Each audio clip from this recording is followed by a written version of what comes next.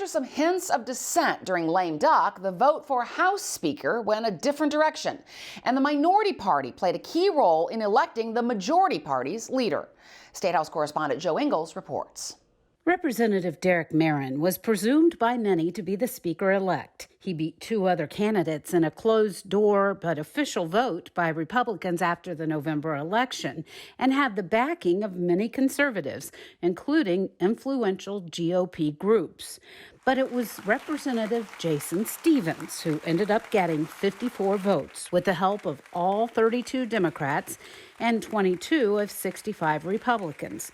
2 of the 67-member supermajority were not there for the vote. Minority Leader Allison Russo said at this point in time, the Democrats are the most consolidated bloc of votes in the House. And while Russo said Stephens didn't make any grand promises, support for public education was a reason the Democrats decided to back him as a group.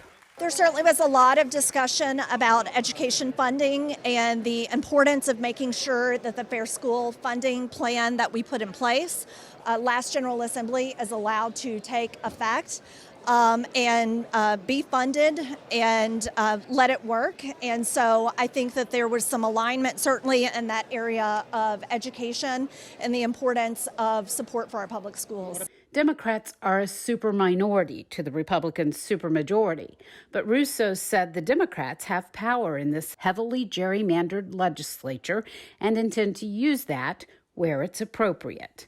Merrin was supported by the influential Center for Christian Virtue, which has lobbied hard for expansion of school vouchers and other conservative policies. After the vote, CCV President Aaron Baer said he was surprised. Baer noted Merrin won that secret ballot among Republicans in November to replace outgoing Speaker Bob Cupp because the Toledo area lawmaker has conservative credentials when it comes to religious freedom, family issues, and abortion. A lot of the people that voted for Jason Stephens say they care about those issues.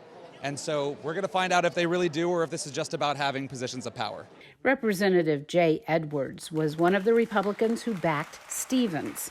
He said some members, including himself, were upset because Merrin was not reaching out to them once he got that vote in November. It didn't have to be this way, but again, there's a gentleman's agreement of everyone would support the person who won in that caucus as long as unity was brought, and there wasn't. There was more division that was sowed amongst the caucus.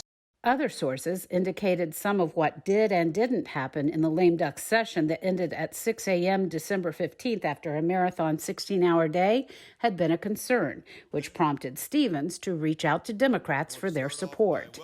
In his acceptance speech, Stephens said he would work with leaders of all parts of the state to make sure the voters' concerns are heard. After business was done for the day, Stephens told reporters that there's a lot of work ahead in uniting the divided Republican caucus.